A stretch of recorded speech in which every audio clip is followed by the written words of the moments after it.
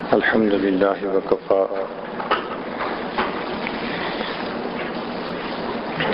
وسلام على عباده الذين اصطفى أما بعد أعوذ بالله من الشيطان الرجيم بسم الله الرحمن الرحيم إن أول بيت وضع للناس للذي ببكة مباركا وهدى للعالمين سبحان ربك رب العزة عما يصفون وسلام على المرسلين والحمد لله رب العالمين اللهم صل على سيدنا محمد وعلى آل سيدنا محمد وبارك وسلم اللهم صل على سيدنا محمد وعلى آل سيدنا محمد وبارك وسلم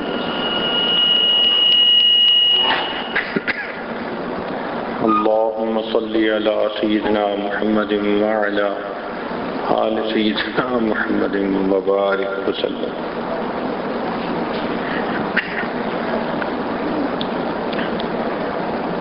کعبۃ اللہ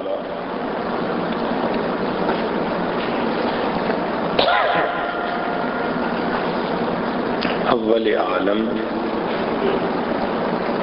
وسط عالم اور مرکز عالم ہے۔ یہ انسانوں کے دلوں کا مقناطیس ہے، جیسے لوہے کا مقناطیس لوہے کو اپنی طرف کھینچتا ہے، یہ انسانوں کے دلوں کو اپنی طرف کھینچتا ہے۔ چنانچہ کوئی بھی مسلمان ہو، امیر ہو یا غریب، گورا ہو یا کالا، مشرق میں ہو یا مغرب میں، آپ پوچھیں کہ آپ کے دل کی تمنا کیا ہے تو جواب ملے گا ایک دفعہ اللہ کا گھر دیکھ لیں۔ یہ چھپی ہوئی خواہش ہر اس بندے کے دل میں ہوتی ہے جس کے گھر کھانے کے لیے ایک وقت کا کھانا بھی نہیں ہوتا، حتیٰ کہ بکریوں کا چرانے والا جس کے پاس وسائل نہیں ہے، اس کے دل کی بھی یہی خواہش ہوتی ہے کہ میں ایک دفعہ اللہ کا گھر دیکھوں۔ اس لیے اللہ کے گھر تک پہنچنا، اس کا تعلق اعمال سے ہے، مال سے نہیں ہے۔ کتنے لوگ ہیں جن کے پاس بہت مال ہوتا ہے اور وہ 20 چکر لگاتے ہیں یورپ کے اور خوب دنیا دیکھتے ہیں، لیکن ان کو اللہ رب العزت کے گھر کا دیدار نصیب نہیں ہوتا۔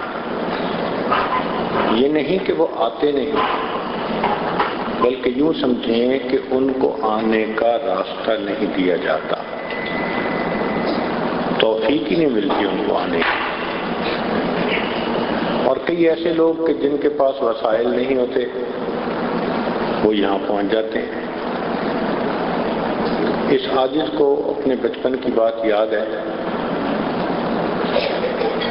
کہ اپنی والدہ صاحبہ کو دیکھتا کہ جب بھی وہ نماز پڑھتی تو نماز کے بعد ایک تسبیح ان کے پاس ہوتی تھی، تو وہ ایک آنکھ بند کر کے اس تسبیح دیکھتی رہتی تھی۔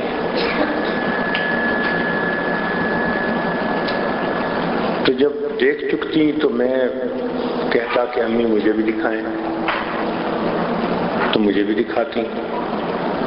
تو تسبیح کے اندر اصل میں اس زمانے میں بیت اللہ کی چھوٹی سی تصویر ہوتی تھی، جو ایک طرف سے آنکھ بند کر کے دیکھتے تھے تو نظر آتی تھی۔ تو امی اس کو بہت دیر تک بیٹھ کر دیکھتی رہتی تھی۔ تو اس زمانے میں مجھے یہ اندازہ نہیں تھا کہ یہ کس کی تصویر ہے، البتہ اتنا پتہ چلتا تھا کہ بھئی کوئی مسجد جیسی کوئی جگہ ہے۔ یہ ان کے دل کی ایک تڑپ تھی کہ وہ تصور کی آنکھ سے دور بیٹھے اللہ کے گھر کو روزانہ دیکھتی تھی اور پھر دعائیں مانگتی تھیں کہ اللہ اس گھر تک پہنچنا آسان کر دے۔ مالی وسائل نہیں تھے ابتدا میں کہ وہ پہنچ پاتی، مگر محبت کا جذبہ بالآخر رنگ دکھاتا ہے۔ اللہ رب العزت نے اپنے گھر تک آنے کا راستہ ان کے لیے کھول دیا۔ جب بیت اللہ کو دیکھا تو تب بات سمجھ میں آئی کہ زندگی کے سالوں اس کی یاد میں اور تڑپ میں انہوں نے اپنے گھر میں گزارے۔ تو لوگ زندگی کے کئی سال تڑپتے ہیں یہاں آنے کے لیے، بالآخر جا کر کہیں راستہ کھلتا ہے، اور پھر اللہ تعالیٰ بغیر اسباب کے راستے کھول دیتے ہیں۔ حضرت مولانا ادریس کاندھلوی رحمۃ اللہ علیہ جامعہ اشرفیہ کے شیخ الحدیث تھے اور مفسر قرآن بھی تھے، بہت بزرگ آدمی تھے۔ وہ لاہور کے ایک گوالے کا واقعہ سنایا کرتے تھے۔ گوالا کہتے ہیں جس آدمی نے بھینسیں پالی ہوں اور ان سے دودھ لیتا ہو، بیچتا ہو، اس کو گوالا کہتے ہیں۔ فرماتے تھے کہ ایک نوجوان تھا لاہور کا، اس کے دل میں بڑا شوق تھا کہ میں اللہ کا گھر دیکھوں، لیکن اس کے پاس وسائل نہیں تھے۔ ہمیشہ دعا مانگتا، روتا، تڑپتا، حج کا موسم آتا، گزر جاتا، اور اس کی اس تڑپ میں اضافہ کر جاتا۔ ہر سال اس کی تڑپ پہلے کی نسبت بڑھتی جاتی۔ ایک مرتبہ اس نے ٹھان ہی لی کہ میں نے اب اللہ کے گھر کو جا کر دیکھنا ہے۔ نہ اس کے پاس کاغذات، نہ پاسپورٹ، نہ کوئی اور چیز۔ یہ وہ زمانہ تھا جب ہوائی راستے سے حج کے لیے نہیں آیا جاتا تھا، بلکہ بحری راستے تھے۔ ایک جہاز تھا جس کا نام تھا سفینۃ الحجاج، وہ کراچی سے چلتا تھا اور حاجیوں کو لے کر مکہ مکرمہ آتا تھا، جدہ آتا تھا۔ ملک کے بہت سارے شہروں میں لوگوں کو یہ بھی پتہ نہیں تھا کہ حج کے لیے جاتے کہاں سے ہیں، اس زمانے میں اتنا بھی پتہ نہیں تھا۔ فرماتے ہیں کہ اس نے بس کہنا شروع کر دیا کہ میں نے حج پہ جانا ہے۔ کیسے جائیں کچھ پتہ نہیں۔ سنا اس نے کہ بھئی کچھ عرصے کے بعد حج کا موقع آنے والا ہے۔ لوگوں سے پوچھنا شروع کر دیا کہ بھئی حج پہ جاتے کہاں سے ہیں؟ کسی نے کہہ دیا کہ میاں ریلوے اسٹیشن ہے نا لاہور کا، وہاں سے ٹرین چلتی ہے کراچی جاتی ہے، وہاں سے جہاز چلتا ہے جو جدہ جاتا ہے۔ چنانچہ وہ لاہور کے ریلوے اسٹیشن پر پہنچ گیا، کبھی اس پلیٹ فارم پہ، کبھی اس پلیٹ فارم پہ، کبھی اس سے پوچھ رہا ہے سواری سے، کبھی کسی کام کرنے والے گورنمنٹ کے کسی بندے سے پوچھ رہا ہے میں نے کراچی جانا ہے، میں نے کراچی جانا ہے۔ کئی دن اس کو پلیٹ فارم پر ہی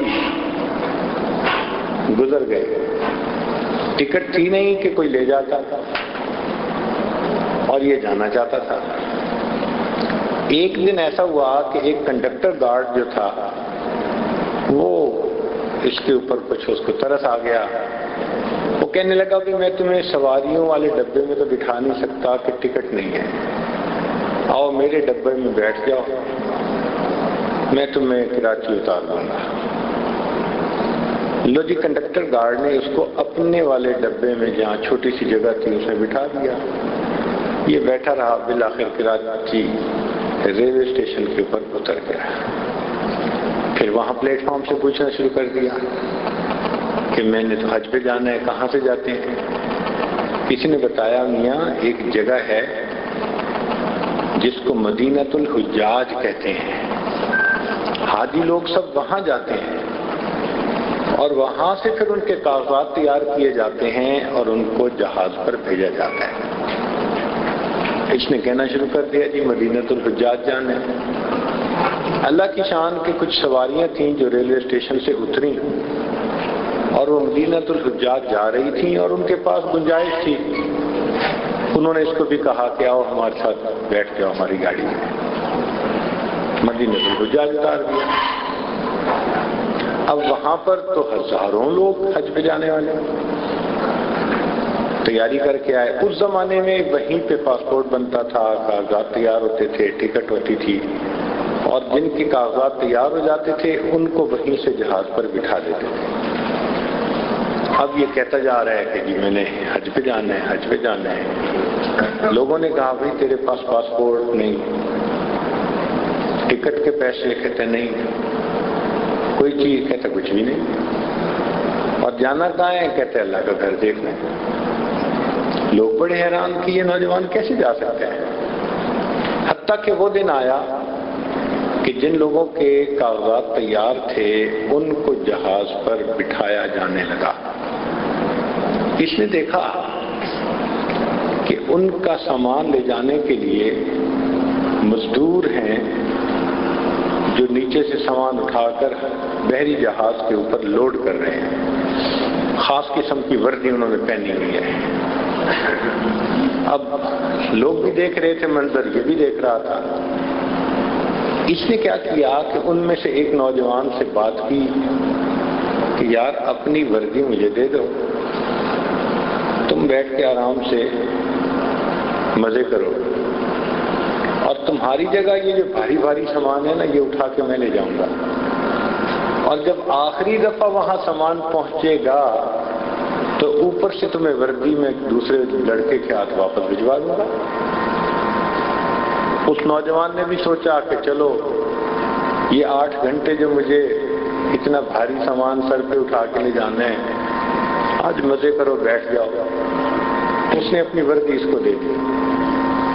اب یہ نوجوان حاجیوں کا سامان اوپر پہنچا رہا ہے، آ رہا ہے اور جا رہا ہے۔ چونکہ یہ مزدور کام کرنے والے تھے تو ان کی سامان کی، ان کی کاغذات کی چیکنگ نہیں ہو رہی تھی۔ جب آخری دفعہ یہ اوپر سامان لے کر گیا، وہاں جا کر اس نے کپڑے اپنے تبدیل کر لیے اور وہ وردی جو تھی وہ دوسرے لڑکے کے ہاتھ نیچے پہنچا دی۔ اور اوپر تو جہاز میں پورا ایک محلہ آباد ہوتا تھا، ہزاروں لوگ ہوتے تھے، کسی کا پتہ نہیں چلتا تھا۔ جو چیکنگ ہوتی تھی وہ نیچے ہی ہوتی تھی، چڑھنے سے پہلے، چڑھنے کے بعد تو کوئی چیکنگ ہی نہیں۔ چنانچہ وہاں کبھی یہ ادھر بیٹھ جاتا، کبھی عرشے پہ بیٹھ جاتا، کبھی کسی کے ساتھ کھڑا ہو کے باتیں کرنے لگ جاتا۔ لوگ سمجھتے کہ یہ اپنے کمرے میں بیٹھ بیٹھ کے تھک گیا ہے تو باہر آ گیا ہے، اور بھی لوگ باہر سمندر کا نظارہ کرتے رہتے تھے۔ اس طرح اس نے سفر کرتے کرتے بالآخر جو درمیان میں کچھ دن لگتے تھے وہ گزار دیا۔ ایک اس کا دوست بن گیا۔ اس نے اپنے دوست کو کہا کہ یار جب وہ جدہ شہر قریب آ جائے نا تو مجھے بتانا۔ اس نے کہا بہت اچھا۔ اللہ کی شان کہ کوئی آدھی رات کا وقت تھا جب جدہ شہر کی روشنیاں کچھ نظر آئیں، تو اس وقت سی پورٹ اتنا بڑا تو نہیں تھا، چھوٹا سا تھا، ایک آدھ جہاز لگنے کی جگہ تھی۔ اس نے اس کو بتا دیا دیکھو وہ سامنے روشنیاں نظر آ رہی ہیں، یہ جدہ ہے۔ اب یہ جو نوجوان تھا یہ سامنے دیکھ رہا ہے اس جگہ کو، پتہ نہیں اس کے دل میں کیا آیا۔ اچانک وہ جو جہاز کے اوپر کھڑا تھا، چھت کے اوپر تو پہلے ہی کھڑا تھا، اس نے جی اللہ اکبر کہہ کے سمندر کے اندر چلا گیا۔ اب اس کے دوست نے حیران ہو کے دیکھا کہ یہ کیا بنا۔ اب وہ دیکھتا رہا کہ شاید یہ باہر نکلے گا، اوپر آئے گا، تیرے گا۔ اس کا تو نام نشان ہی نہیں، ایسے لگتا تھا جیسے نیچے گیا اور نیچے ہی چلا گیا۔ اس نوجوان کو خوف بھی ہوا، لیکن یہ چپ کر گیا کہ میں کیوں کسی کو بتاؤں، کوئی مجھے یہ کہہ دے گا تم نے دھکا دیا تو الٹا مجرم میں بن جاؤں گا، میرے سر پہ میرے گلے پڑ جائے گا۔ اس نے خاموشی اختیار کر لیا، مگر ذہنی طور پہ اس کو بڑا صدمہ تھا۔ خیر جہاز لگا، اس کے بعد کاغذات دیکھے گئے، ان کو باہر نکالا گیا۔ یہ جو دوست تھا اس نے حج کیا۔ حج مکمل ہونے کے بعد مکہ مکرمہ میں چند دن یہ رہ رہا تھا۔ اچانک اس نے دیکھا کہ جمعرات کا وقت جب ہوا تو وہی لاہور کا گوالا، عربوں جیسا لباس پہنا ہوا، چوغا، توپ پہنی ہوئی اور عربی رومال رکھا ہوا اس نے، اور وہ بھی نماز پڑھ رہا ہے اور نماز پڑھ کے جانے لگا۔ تو یہ دوست اٹھا، بھاگا، اس سے کہا تو فلاں تو نہیں ہے؟ کہنے لگا ہاں میں وہاں ہوں، وہی ہوں۔ اس نے کہا یہاں کیسے؟ کہتے اگر ساری تفصیل سننی ہے تو میرے ساتھ آؤ۔ وہ ساتھ ہو لیا۔ اب جب باہر نکلا تو کیا دیکھتا ہے کہ ایک بالکل نئی گاڑی کھڑی ہوئی ہے اور اس میں ایک ڈرائیور بھی ہے۔ اب یہ بیٹھ گیا اور اس کو کہتے ہیں کہ اندر بیٹھ جاؤ، یہ بھی بیٹھ گیا۔ حیرت پہلے سے زیادہ ہو گئی کہ یہ کیا بنا ہوا۔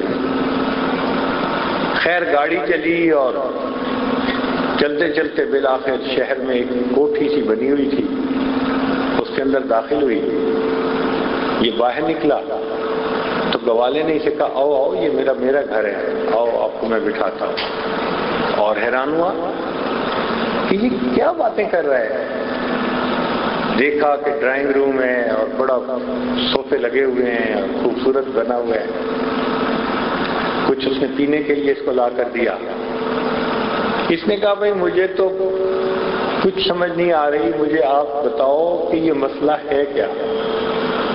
اب گوالے نے بات کھولی، کہنے لگا مسئلہ یہ ہے کہ بس میرے دل میں شوق تھا، میں نے اللہ کا گھر دیکھنا ہے، لیکن میرے پاس وسائل نہیں تھے۔ میں اللہ توکل چل پڑا۔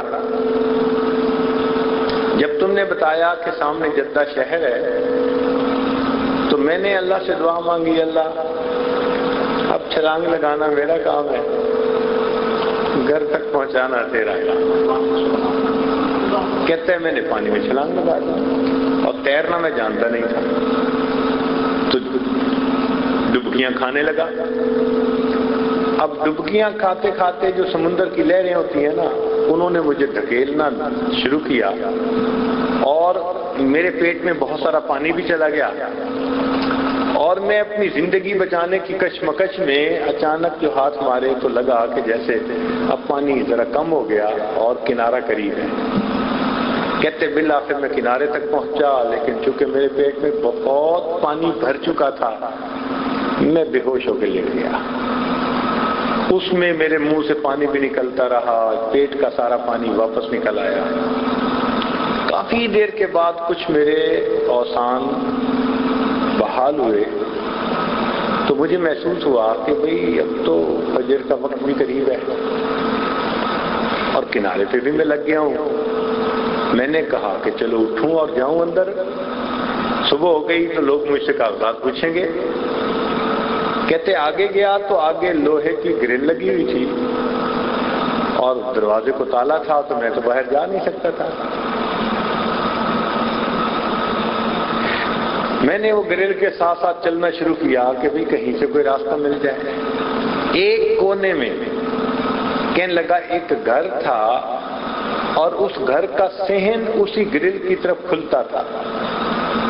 میں وہاں قریب ہوا تو میں نے کیا دیکھا کہ ایک عجیب منظر ہے۔ دو آدمی ہیں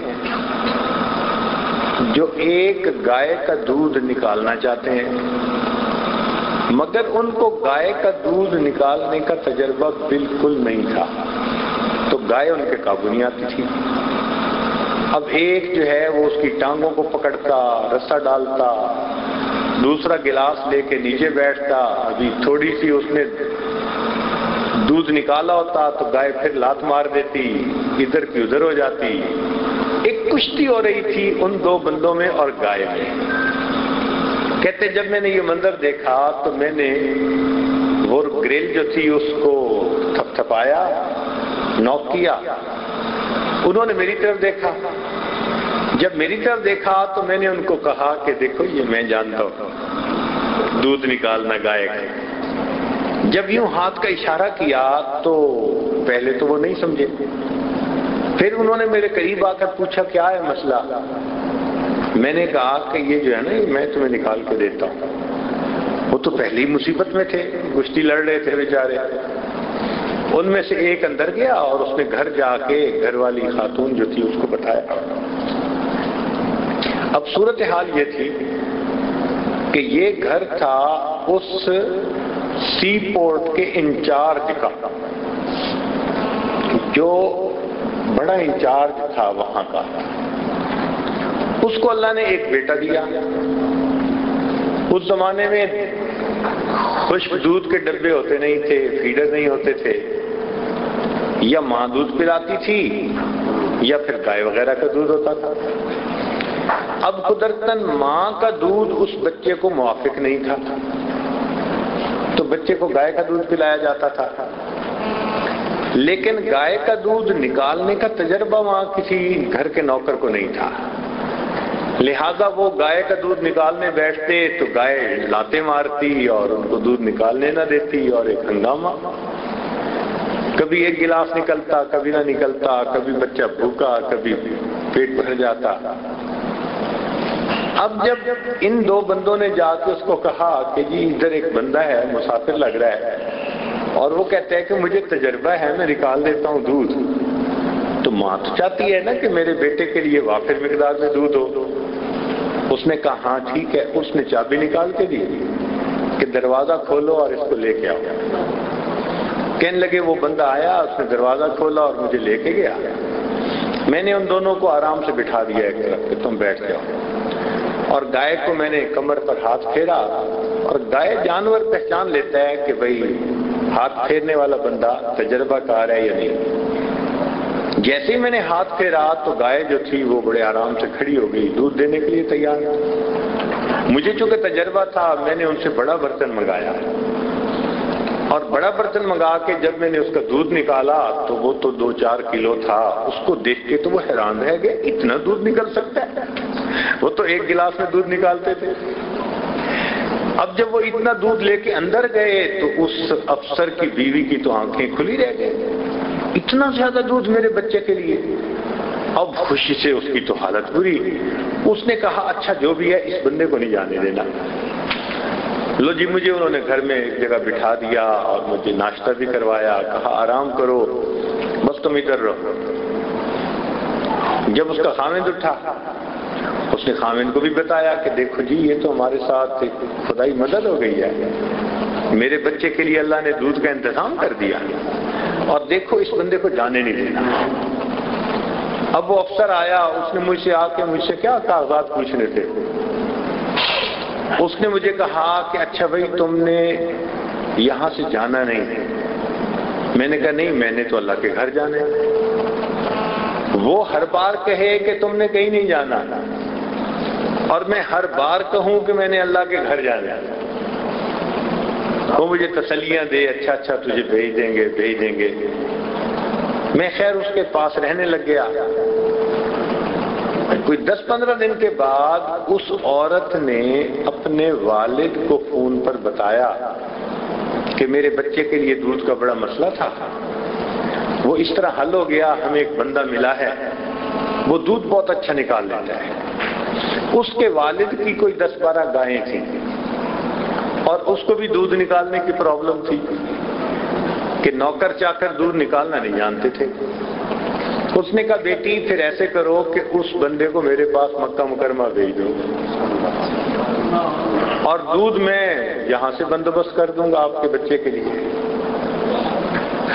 لو جی کیا ہوا کہ یہ گوالا وہاں سے مکہ مکرمہ پہنچ گیا۔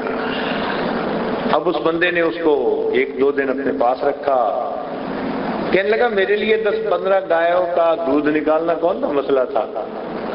جب میں نے ان کے کئی برتن بھر دیے دودھ سے تو وہ بندہ تو بڑا حیران، وہ مجھے کہ تم نے یہی رہنا ہے، میں نے کہا میں نے اللہ کے گھر جانا۔ وہ مجھے سمجھائے تم نے یہی رہنا ہے، میں اسے کہوں نہیں میں نے اللہ کے گھر جانا۔ بالآخر اس نے کہا کہ یار تجھے بھی اللہ کا گھر دکھائیں گے مگر تو نے رہنا یہی ہے، دیکھو یہ جو گھر ہے نا یہ میں نے نیا بنوایا تھا لیکن یہ میں تمہیں دیتا ہوں، تم یہاں رہو، اور گاڑی بھی تمہیں دیتا ہوں، اور اب تم اپنے گھر کا پتہ بتاؤ تاکہ آخری جہاز ایک آ رہا ہے ہم تمہارے بیوی بچوں کو بھی وہاں سے منگوا لیتے ہیں۔ کہتے میں نے ان کو اتا پتہ بتا دیا، انہوں نے میرے بیوی بچوں کو منگا لیا، اب میں یہاں رہتا ہوں، حج بھی میں نے کیا، اللہ کا گھر بھی دیکھا، گاڑی بھی میرے پاس ہے، جب چاہتا ہوں حرم میں آ کے نماز پڑھتا ہوں، اور اللہ نے مجھے یہاں پر ہر نعمت عطا کر دی، اور جب میری مراد تھی جو لے کر میں گھر سے نکلا تھا اللہ نے میری مراد کو بھی پورا فرما دی۔ تو حضرت مولانا ادریس کاندھوی رحمۃ اللہ علیہ یہ واقعہ سنا کر کہتے تھے کاش لاہور کے ایک گوالے کے دل میں اللہ کا گھر دیکھنے کی جو تمنا تھی وہ تمنا ہمارے دل میں بھی آ جاتی، پھر اللہ راستے کھول دیتے ہیں۔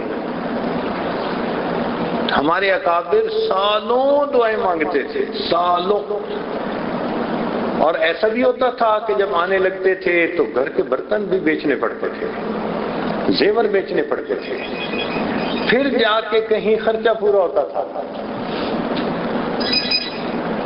اور پھر جا کر یہاں پہنچتے تھے۔ ہم پر اللہ رب العزت کا کتنا بڑا کرم ہوا، اللہ نے اپنی رحمت سے اپنے فضل سے ہمیں یہاں آسانی کے ساتھ پہنچا دیا۔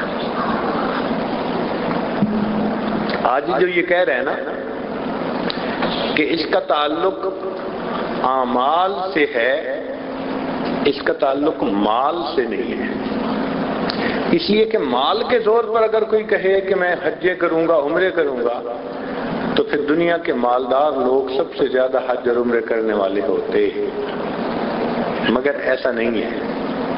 چنانچہ ہم نے اپنی زندگی میں ایک واقعہ دیکھا، اللہ اکبر، آج بھی سوچتے ہیں کانپتے ہیں۔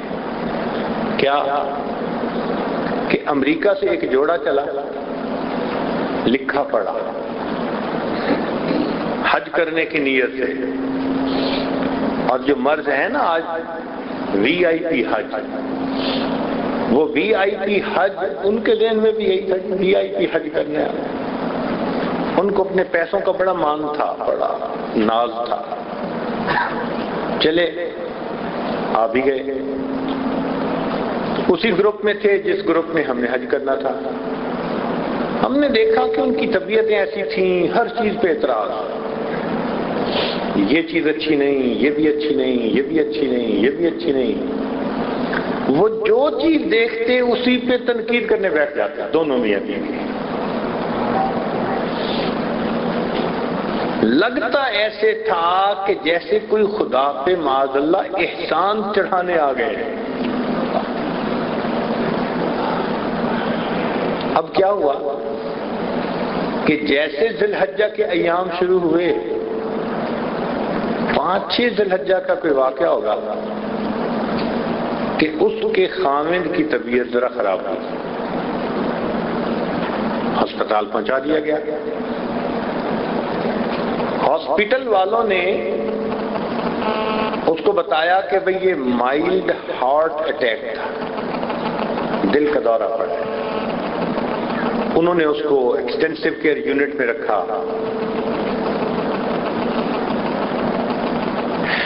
حتیٰ کہ وہ دن آ گیا جب عرفات جانا تھا۔ تو یہاں کا ایک دستور ہے کہ جو لوگ حج کی نیت سے آئے ہوئے ہوں، ہسپتال کا عملہ ان کو اپنی ذمہ داری پہ ایمبولینس کے اندر لے کر جاتے ہیں اور وقوف عرفات کروا کر پھر واپس لاتے ہیں، اور ان کے ساتھ ڈاکٹر، میڈیکل ٹریٹمنٹ ساری ساتھ ہوتی ہے۔ یوں سمجھیں کہ ایک چھوٹا سا ہاسپٹل موو کرتا ہے ان کے لیے تاکہ ان کا حج ہو جائے۔ تو انہوں نے اس کو کہا بھی یہ فارم بھر دو تاکہ ہم آپ کی حج کا انتظام کر دیں۔ خامن صاحب کہنے لگے کہ نہیں، مجھے یہ فارم نہیں بھرنا۔ کیوں نہیں بھرنا؟ جی میں چلا تھا وہاں سے حج کرنے، خدا کا گھر دیکھنے، اللہ میاں نے مجھے کیوں ہارٹ اٹیک کیا؟ سوچ دیکھیے کہ میں تو اس کا گھر دیکھنے آیا تھا، پھر اس نے کیوں مجھے دل کا دورہ دیا؟ لہذا مجھے اب عرفات نہیں جانا۔ ڈاکٹر منتیں کر رہے ہیں کہ سائن کر دیں، ہم آپ کو وقوف عرفات کروائیں گے۔ انہوں نے کہا نہیں۔ جب اس نے نہیں کی تو ڈاکٹروں نے اس کی بیوی سے کہا کہ آپ تو خیمے میں ہیں، جو معلم ہے اس کی عمارت میں، ایئر کنڈیشن کمرے میں، آپ سائن کر دیں تاکہ آپ کو ہم وقوف عرفات کروا کر واپس لائیں۔ بیوی نے کہا نہیں، مجھے بھی عرفات نہیں جانا۔ چنانچہ وقوف عرفات سارے لوگ کر کے آ گئے، نہ اس بیوی نے کیا نہ اس خامن نے کیا، اور حج کیے بغیر بالآخر وہ یہاں سے واپس خالی چلے گئے۔ حسرت ہے اس مسافر مضطر کے حال پر، حسرت ہے اس مسافر مضطر کے حال پر جو تھک کے رہ گیا ہو منزل کے سامنے۔ منزل بھی سامنے ہے اور توفیق چھن گئی۔ اپنی آنکھوں سے دیکھا ہم نے، جو مال کے ناز پر آتے ہیں اللہ قریب لا کے ان کو محروم واپس لوٹا دیتے ہیں۔ اس لیے اس چیز کا تعلق اعمال کے ساتھ ہے، طلب کے ساتھ ہے۔ جتنی طلب ہوگی اتنا اللہ راستے کھولیں گے، ایک دفعہ نہیں، بار بار کے لیے راستے کھولیں گے۔ آپ اچھے انداز سے عمرہ کریں، اچھے انداز سے یہاں وقت گزاریں، اللہ آپ کے لیے بار بار کے راستے کھول دیں گے۔ اکثر لوگ یہ سوال کرتے ہیں کہ جی کیسے طریقہ ہے بار بار حج عمرہ کرنے کا؟ چھوٹی سی مثال، اسکول کا اگر ہیڈ ماسٹر ہے نا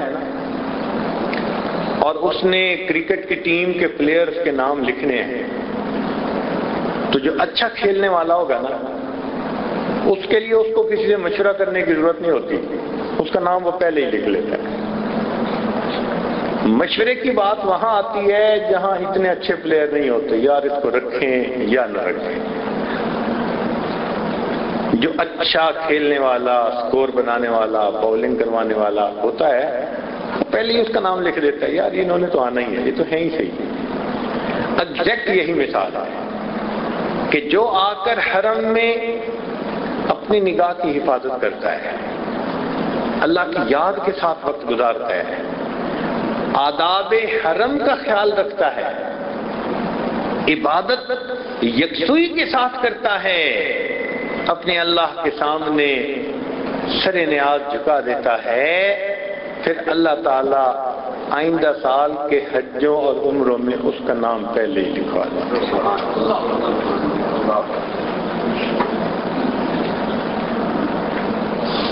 تو ہم یہاں پر طلب کے ساتھ اپنا وقت گزاریں۔ آنے والے کس کس طلب کے ساتھ یہاں آئے، اللہ اکبر، پڑھتے ہیں باتیں حیران ہو جاتے ہیں۔ چنانچہ کہتے ہیں کہ ابراہیم ادھم رحمت اللہ علیہ نے ارادہ کیا بلخ سے عمرے پر آنے کا، حاضری دینے کا۔ چنانچہ جب وہ سفر پر نکلے تو عجیب بات ہے، ایک قدم اٹھاتے اور مصلی بچھا کر 2 رکعت نفل پڑھتے ہیں، پھر اگلے قدم پر مصلی بچھا کے پھر 2 رکعت نفل پڑھتے ہیں۔ ہر قدم پر 2 رکعت نفل پڑھتے پڑھتے 2.5 سال کے عرصے میں وہ یہاں بیت اللہ پہنچے۔ 2.5 سال مقام ابراہیم پہ آ کر طواف کے بعد 2 رکعت نفل پڑھے اور دعا مانگی، اللہ لوگ تو پاؤں سے چل کے تیرے گھر کی طرف آتے ہیں، میں تو پلکوں کے بل چل کے تیرے گھر کی طرف آیا۔ کیا اللہ کی محبت ہوگی ان کے دلوں میں جو پلکوں کے بل چل کے اللہ کے گھر تک پہنچے. واقعی جس نے ہر قدم پہ سجدے کیے ہوں گے وہ تو پلکوں کے بل چل کے آیا. اللہ اکبر کبیرہ. کہتے ہیں کہ یہ اپنے عمرے سے فارغ ہوئے تو انہوں نے کیا دیکھا کہ ایک بوڑھی عورت ہے اور وہ حرم میں آئی اور اس کے اوپر تجلیات ذاتیہ کا ورود، نور کی بارش اس کے اوپر ہو رہی ہے. جیسے تجلیات بیت اللہ پر تھیں ہو بہو وہی تجلیات اس کے دل پر وارد. پوچھا کون؟ بتایا گیا رابعہ. تو ابراہیم ادم حیران ہوئے اور جا کر کہنے لگے کہ میں تو ہر قدم پر 2 رکعت پڑھ کر یہاں پہنچا اور مجھے بھی یہ مقام نہ ملا کہ یہ تجلیات میرے اوپر آتی جو تجھ پر اتری. آخر تو کون سا عمل کر کے آیا؟ تو رابعہ نے 2 حرفوں میں بات سمیٹ دی. اس نے کہا ابراہیم تو یہاں سر نیاز لے کر آیا ہے، میں یہاں دل نیاز لے کر آئی ہوں. تو جھکنے والا سر لے کر آیا ہے، میں جھکنے والا دل لے کر آئی ہوں. اللہ اکبر. جتنی عاجزی کے ساتھ کوئی آیا اس بارگاہ میں اس کا اتنا ہی زیادہ استقبال ہوتا ہے. بندے کو بندگی سجتی ہے، جھکے اللہ کے سامنے جتنا جھکا سکے. تو دیکھو آنے والوں نے تو یہاں تک سفر کیے. مالک ابن دینار کا واقعہ تو آپ سن ہی چکے ہیں. فرماتے ہیں کہ گرمی کا موسم، دوپہر کا وقت، چلچلاتی دھوپ، اتنی سخت گرمی تھی کہ پرندے بھی درختوں کے پتوں میں چھپ کر بیٹھ گئے اور چوپائے بھی بیٹھ گئے، انسان بھی اندر سائے میں بیٹھ گئے. باہر کسی چیز کا نام و نشان نظر نہیں آتا تھا. کہتے ہیں کسی ضروری کام کے لیے مجھے باہر نکلنا پڑا. میں گلی میں گیا لیکن سورج جیسے آگ برسا رہا ہو. میں گلی میں سے گزر رہا تھا، میں نے ایک نوجوان کو دیکھا جو دونوں ٹانگوں سے معذور، وہ ایسے گھسٹتا گھسٹتا آگے آ رہا ہے. میں نے قریب سے اس کو دیکھا، پسینے میں اس کے کپڑے بھیگ کے گیلے ہو چکے تھے اور سورج کی دھوپ کی شدت کی وجہ سے اس کا چہرہ سرخ ہو چکا تھا، جیسے دھوپ نے اس کے کھال کو جلا کے رکھ دیا. اور وہ آگے آگے بڑھ رہا ہے. میں نے اس سے پوچھا کہ نوجوان تو کہاں جا رہا ہے؟ اس نے کہا میں حج پہ جا رہا ہوں. میں نے کہا بھائی میرے گھر ہے، تھوڑی دیر کے لیے ٹھہر جا، جب دوپہر کی دھوپ ختم ہو جائے گی تو پھر آگے چلے جانا. اس نے کہا مالک ابن دینار تو پاؤں کے ذریعے آرام سے چلتا ہے، سفر طے ہو جاتا ہے. میں تو ایک انچ گھسٹ گھسٹ کے آگے بڑھتا ہوں، مجھے وقت زیادہ لگتا ہے. مجھے اس بات کا ڈر ہے کہ اگر میں نے راستے میں رکنا شروع کیا تو ایسا نہ ہو کہ ادھر ایام حج شروع ہو جائیں اور ادھر میرا سفر ہی کہیں ختم نہ ہو. اس ڈر کی وجہ سے میں رکتا نہیں، میں جاؤں گا. کہتے ہیں میں نے اسے مشورہ دیا کہ نوجوان میں تیرے لیے کوئی سواری کا بندوبست کر دیتا ہوں، سواری پہ سوار ہو کے جلدی چلے جانا. کہنے لگے جیسے میں نے یہ کہا اس نوجوان نے غصے کی نگاہوں سے میری طرف دیکھا اور کہنے لگا کہ مالک ابن دینار میں تجھے بڑا عقل مند سمجھتا تھا، یہ کیا تم نے بات کی؟ یہ بتاؤ کہ اگر کوئی غلام اپنے آقا کو ناراض کر بیٹھے اور پھر وہ ارادہ کرے کہ میں اپنے مالک کو جا کر مناؤں تو بتاؤ اس غلام کو سواری پہ جانا اچھا لگتا ہے یا اس کو گھسٹ گھسٹ کے مالک کے در پر پہنچنا اچھا لگتا ہے؟ کہنے لگے میں نے اس نوجوان کی بات سنی، حیران ہو گیا. وہ نوجوان چلا گیا. فرماتے ہیں کہ اللہ کی شان دیکھیں کہ اسی سال اللہ نے میرے لیے بھی حج کا سفر آسان کر دیا. میں بھی حج میں شریک ہوا. جب میں نے رمی جمار کی پہلے دن جب واپس عرفات میں لوٹتے ہیں تو اس وقت کا بڑا عمل شیطان کو کنکریاں مارنا، پھر اس کے بعد قربانی کرنا، حلق کروا کے احرام اتارنا. کہنے لگے جب کنکریاں مار کے میں فارغ ہوا تو میں نے لوگوں کو دیکھا کہ ہجوم ہے. میں نے پوچھا کیا ہے، کیا مسئلہ؟ ان کا جی بات یہ ہے کہ ایک نوجوان ہے جو دعائیں مانگ رہا ہے اور سب لوگ سن رہے ہیں اس کی دعا کو. میں نے کہا یار ذرا مجھے بھی راستہ دو نا. انہوں نے راستہ دیا. کہنے لگے میں نے دیکھا وہی نوجوان اپاہج معذور نوجوان احرام باندھا ہوا ہے اور اللہ کے سامنے دعائیں کر رہا ہے، اور دعا میں یہ کہہ رہا ہے کہ اللہ تیری دی ہوئی توفیق سے میں نے تیرے گھر کا دیدار کیا، میں نے مقام عرفات پہ بھی وقوف کیا، مزدلفہ میں بھی وقوف کیا. اے اللہ اب میں نے شیطان کو کنکریاں مار کر اس سے اپنی نفرت کا اظہار بھی کر دیا. اب قربانی کا وقت ہے. یہ جو لوگ کھڑے ہیں یہ سب صاحب استعداد لوگ ہیں، یہ جائیں گے اور جا کر جانوروں کو قربان کریں گے. اور مولا تو جانتا ہے کہ میں فقیر انسان ہوں، احرام کے کپڑوں کے سوا میرے پاس کچھ نہیں. اے میرے مولا میں اس وقت اپنی جان آپ کے نام پہ قربان کرنا چاہتا ہوں. اللہ مجھ سے یہ میرا نذرانہ قبول کر لیجئے. کہتے ہیں اس نوجوان نے یہ کہہ کر کلمہ پڑھا اور اپنی جان اپنے رب کے حوالے کر گئی. ان محبتوں کے ساتھ آنے والے ان جگہوں پر آئے. آپ سوچیں کیا ہمارے دلوں میں آج وہ کیفیتیں ہیں، وہ محبتیں ہیں؟ ہم تو وقت کی قدر نہیں کر پا رہے جو کرنی چاہیے تھے. یہ ذہن میں رکھیں کہ ہم اس وقت اپنی زندگی کا انمول وقت گزار رہے ہیں، پرائم وقت گزار رہے ہیں اپنی زندگی کا. معلوم نہیں یہ وقت کس کو پھر ملے اور کس کو نہ ملے.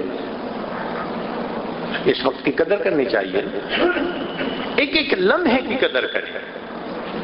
ایسا قیمتی وقت ہے، ایک لمحے کی دعا قبول ہو انسان کو ولایت بنانے کے لیے، ولی بنانے کے لیے وہ کافی ہوتی ہے. ایک لمحہ انسان کو ولی بنانے کے لیے کافی ہے.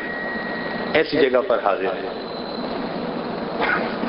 ہمیں اپنے رب سے مانگنا چاہیے، عبادت کو شوق ذوق کے ساتھ نہایت خشوع و خضوع کے ساتھ کرنا چاہیے، اس لیے کہ ہم اپنے محبوب حقیقی کے اس گھر کی طرف آئے ہیں. اب دیکھنے میں تو یہ گھر ہے اور گھر ہی کا طواف کرتے ہیں، لیکن حقیقت میں تو محبت گھر والے کی کھینچ لائی ہے نا. مجنوں نے کہا تھا اطوف علی جدار دیار لیلا، میں لیلا کی گلیوں کا طواف کرتا ہوں. اقبل ذل جدار وذل جدارا، اس دیوار کو بوسے دیتا ہوں، کبھی اس دیوار کو بوسے دیتا ہوں. وما حب الدیار شغفنا قلبی، اور اس گھر کی محبت نے میرے دل کو نہیں کھینچا.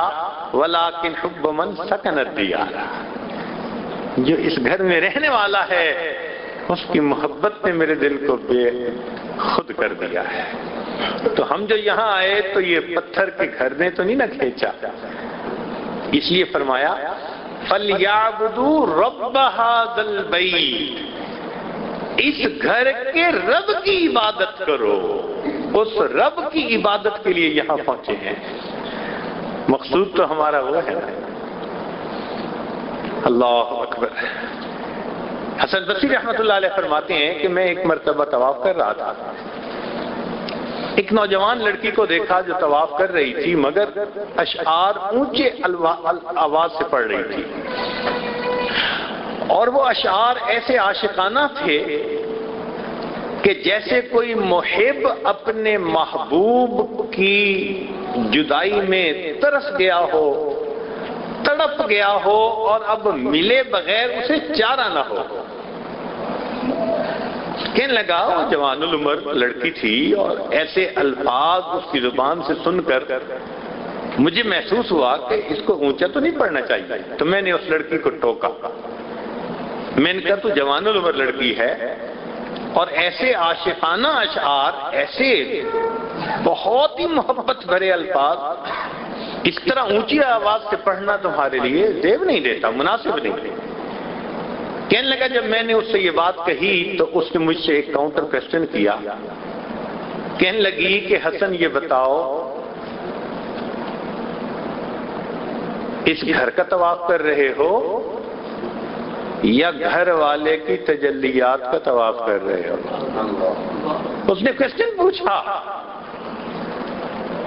گھر کا طواف کر رہے ہو یا گھر والے کی تجلیات کا طواف کر رہے ہو؟ میں نے اسے کہہ دیا میں تو اس گھر کا طواف کر رہا ہوں۔ کہنے لگے جب میں نے یہ کہا تو وہ مسکرائی اور کہنے لگی حسن جن کے دل پتھر ہوتے ہیں وہ پتھر کے گھر کا طواف کرتے ہیں، اور جن کے دل زندہ ہوتے ہیں وہ اس گھر کی تجلیات والے کا طواف کرتے ہیں۔ اللہ اکبر کبیرہ۔ آنے والے کن محبتوں کے ساتھ آئے اور انہوں نے کیسے وقت گزارا۔ یہ وہی بیت اللہ ہے، وہی تجلیات ہیں، وہی پروردگار۔ ہمیں اللہ نے زندگی میں موقع دے دیا، اس موقع کو غنیمت سمجھ کر تہجد میں ہم اللہ سے مانگیں، نمازوں کے بعد مانگیں، تلاوت کے بعد مانگیں۔ اللہ اکبر۔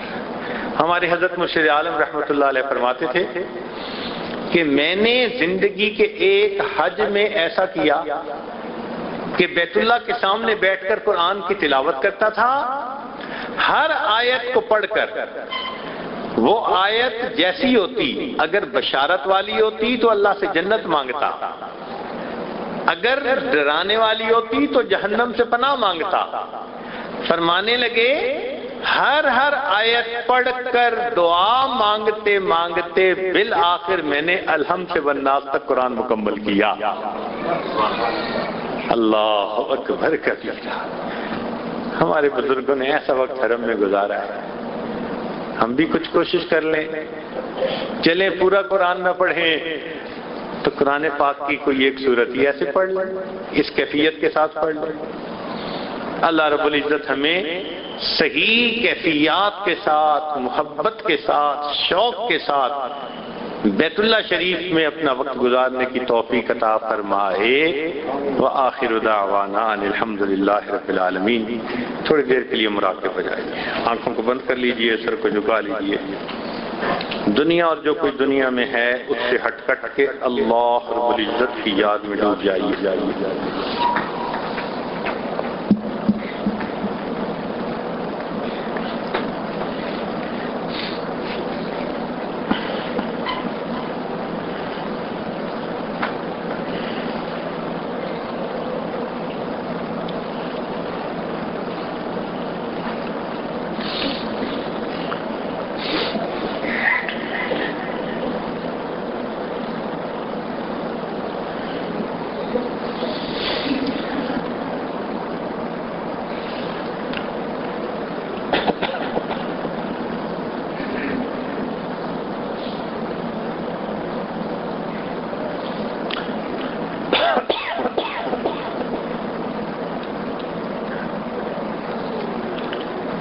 شکر ہے تیرا خدایا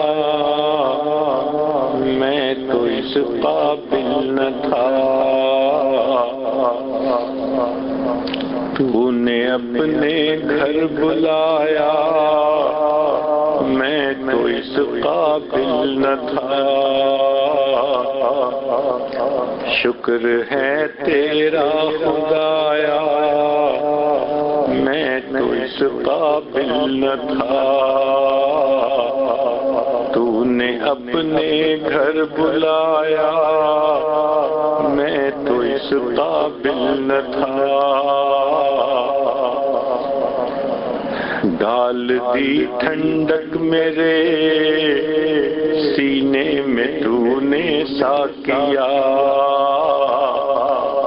ڈال دی ٹھنڈک میرے سینے میں تو نے ساقیا ملتزم پہ ہے لگایا میں تو اس قابل نہ تھا مدتوں کی پیاس کو سیراب تو نے کر دیا مدتوں کی پیاس کو سیراب تو نے کر دیا جام زمزم کا پلایا میں تو اس قابل نہ تھا تیری رحمت تیری شفقت سے ہوا مجھ کو نصیب تیری رحمت تیری شفقت سے ہوا مجھ کو نصیب گنبد خضرا کا سایہ میں تو اس قابل نہ تھا بارگاہ سید الکونین میں آ کر نفیس سوچتا ہوں کیسے آیا میں تو اس قابل نہ تھا شکر ہے تیرا خدایا میں تو اس قابل نہ تھا تو نے اپنے گھر بلایا میں تو اس قابل نہ تھا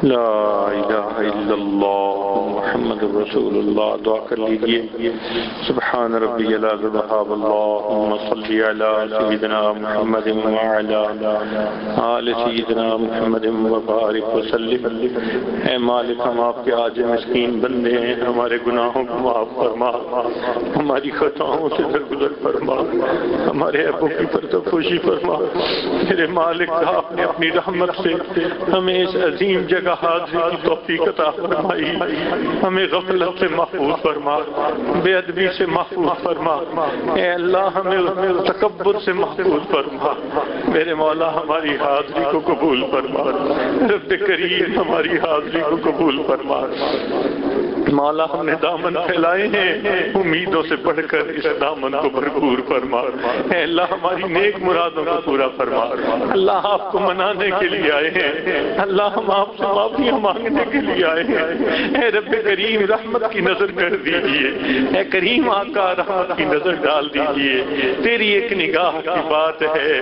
میری زندگی کا سوال ہے اے مولا مہربانی فرما دیجئے ہم آج مسکینوں کی حاضری قبول کر لیجئے رب کریم رحمتوں کا معاملہ فرما دیجئے اے کریم آقا دنیا دار لوگ بھی گھر آئے کا لحاظ کر لیتے ہیں میرے مولا آپ تو مالک الملک ہیں حنان ہیں منان ہیں مہربانی فرما دیجئے اللہ ہمارے دلوں کو دھو دیجئے دلوں کو منور فرما دیجئے دلوں کو اپنی تجلیات سے بھر دیجئے اپنی محبت سے دلوں کو بھر دیجئے اے اللہ کمینی دنیا کی محبت دل سے نکال دیجئے اور اپنی محبت سے دلوں کو اے اللہ معطر فرما دیجئے۔ رب کریم ہمیں معصیت کی ذلت سے محفوظ فرما، ہمیں طاعت کی عزت نصیب فرما۔ اے اللہ یہ وہ جگہ ہے جہاں آپ کے محبوب تشریف لائے، اے اللہ اس جگہ پر اپنی رحمت کے ساتھ اللہ ہمارے گناہوں کی مغفرت فرما دیجئے، رحمت کا معاملہ کر دیجئے۔ اے اللہ زندگی میں کبھی بھی بے سہارا نہ فرما، کبھی بھی بے آسرا نہ فرما۔ میرے مولا ہم ناپ تول کے قابل نہیں ہیں، اللہ ہمیں ناپ تول سے محفوظ فرما، فتنے فساد سے محفوظ فرما، آزمائشوں سے محفوظ فرما، ہمارے ساتھ عافیت کا معاملہ فرما۔ رب کریم رحمتوں کا معاملہ فرما۔ آپ کے مقبول بندوں نے یہاں آ کر جو نعمتیں مانگی وہ سب نعمتیں ہمیں بھی عطا فرما، اور جن شرور سے پناہ مانگی اللہ ہمیں بھی پناہ عطا فرما۔ رب کریم ہماری ان دعاؤں کو اپنی رحمت سے قبول فرما۔ ربنا تقبل منا انک انت السمیع العلیم تب علینا انک انت التواب الرحیم۔ صلی اللہ تعالی علی حبیبہ سیدنا محمد وآلہ واصحابہ اجمعین برحمتک یا ارحم الراحمین۔